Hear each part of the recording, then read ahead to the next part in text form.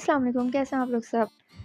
आपका घर एक ऐसी जगह है जहाँ आपका 90% टाइम गुज़रता है और आपका घर एक ऐसा होना चाहिए कि जब आप कहीं से बहुत थके हारे घर पे आएँ और घर पे एंटर हों तो आपकी तमाम दिन की थकान सब उतर जाए। मैं आपसे आज 5 basic home management tips share करूँगी जो कि अगर आप इन टिप्स को फ़ॉलो करते हैं तो आपका घर बहुत ही वेल ऑर्गेनाइज़्ड और वेल मैनेज्ड रहेगा। Tip number 1 is cleanliness.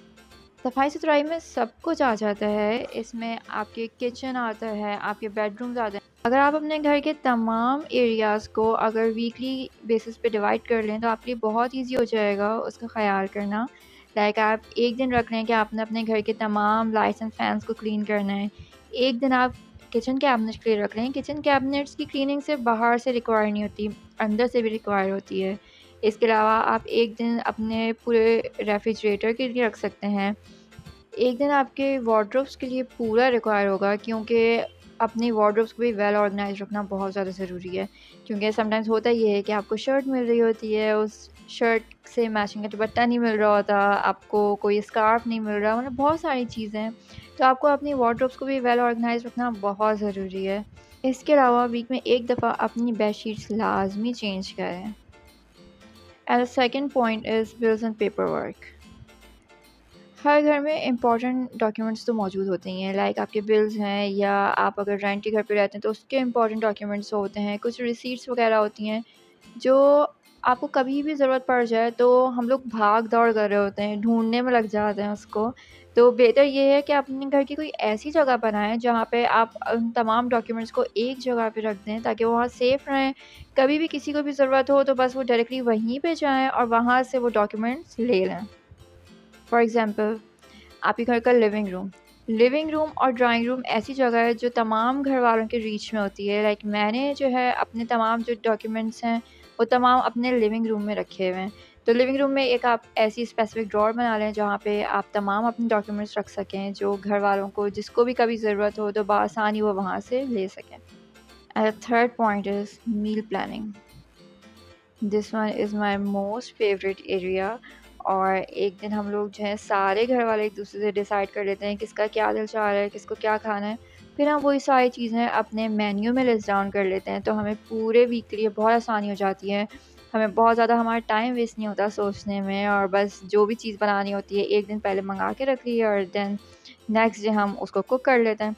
बहुत सारे टाइम आप ऐसा भी कर सकते हैं कि आप अपनी चीज़ें जो हैं हाफ़ डन करके भी रख सकते हैं, क्योंकि कुछ खाने इस तरह के होते हैं अगर आप उनको हाफ़ डन करके रख लेते हैं तो आपको बहुत आसानी हो जाती है और आपका बहुत सारा टाइम सेव हो जाता है। And the point number 4 is decluttering. Decluttering is totally different from cleaning. Shopping तो हम सब करते हैं, ठीक है? आप लोग भी करते हैं, मैं भी बहुत शॉपिंग करती हूँ, लेकिन जब हम शॉपिंग करके आते हैं तो हमारा पुराना सामान कहाँ जाता है? वो जाता है स्टोर पे या वार्डरोब से सबसे लास्ट वाले शेल्फ में अंदर घुसा हुआ होता है। तो बेसिकली डीक्लटरिंग मीन्स कि जब आप नई चीज़ें लेकर आएँ अपने घर में तो पुरानी चीज़ हाथ के हाथ निकाल दें। क्योंकि होता यही है कि फॉर एग्ज़ाम्पल मैं अगर कोई चीज़ शॉपिंग कर रही हूँ, मैं कोई भी चीज़ ऑर्डर की है या मैं शॉपिंग करके लाई हूँ, तो मैं फिर वही चीज़ यूज़ करूँगी। मेरा इंटरेस्ट जो है पुरानी चीज़ से बिल्कुल हट जाता है और मेरा सारा इंटरेस्ट चला जाता है न्यू चीज़ पे, और ये सबके साथ होता है। तो कोई भी पुरानी चीज़ जो आपको अब यूज़ नहीं करनी है और सबको पता है यूज़ नहीं करनी होती है, ठीक है? तो उसको बेहतर है कि आप किसी ज़रूरतमंद को दे दें या आप चाहें तो आप 50 टू 40% डिस्काउंट पे भी आप सेल आउट कर सकते हैं। आप लोग अपने घर पे चेक कीजिएगा और आप खुद जज कीजिएगा अपने घर को कि आपके घर में सफाई-सुथराई से ज़्यादा जो सामान है वो डिक्लटरिंग वाला है। जो सामान आपने कभी यूज़ ही नहीं करना है, आप लोगों ने सिर्फ़ इसलिए रखा होता है कि यार ये अच्छी चीज़ है, मैंने तो इतनी महँगी ली थी और अब तो इस चीज़ की ये वैल्यू होगी।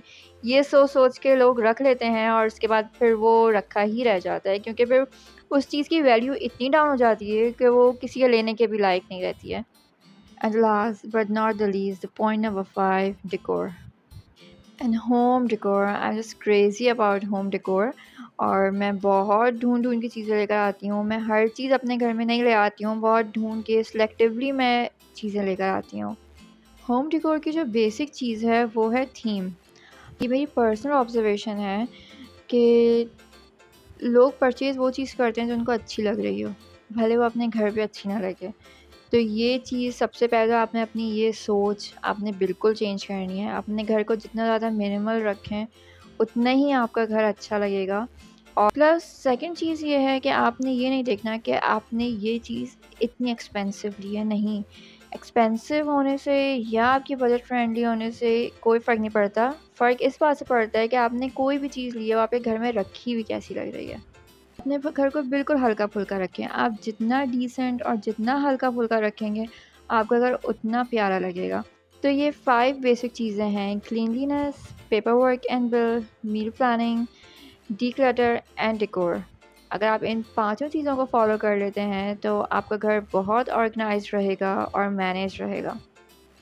एक बात हमेशा याद रखें, कोई भी चीज़ जो है वो कंसिस्टेंसी माँगती है। इवन यूट्यूब पे अगर आपने जब भी वर्क स्टार्ट किया होगा तो सब ने आपको यही गाइड किया होगा कि कंसिस्टेंट रहना है। तो सेम इसी तरह अगर आप घर की मैनेजमेंट और ऑर्गेनाइजिंग के हवाले से भी अगर आप कंसिस्टेंट रहेंगे, तो ही आपका घर हमेशा वेल मैनेज दिखेगा। ऐसा नहीं कि आपको एक दिन जोश चढ़ा और आपने एक दिन बहुत अच्छे से क्लीनिंग कर ली, सब कुछ कर लिया, ऑर्गेनाइज़ भी कर लिया अपने घर को एंड उसके बाद आपने छोड़ दिया। तो आपका घर वापस से वही मेसी हालत में आ जाएगा। आज की वीडियो मैं यहाँ पे एंड करती हूँ। मुझे दुआ में याद रखिएगा। अपना बहुत ख़्याल रखिएगा। नेक्स्ट व्लॉग में मिलते हैं। अल्लाह हाफ़िज़।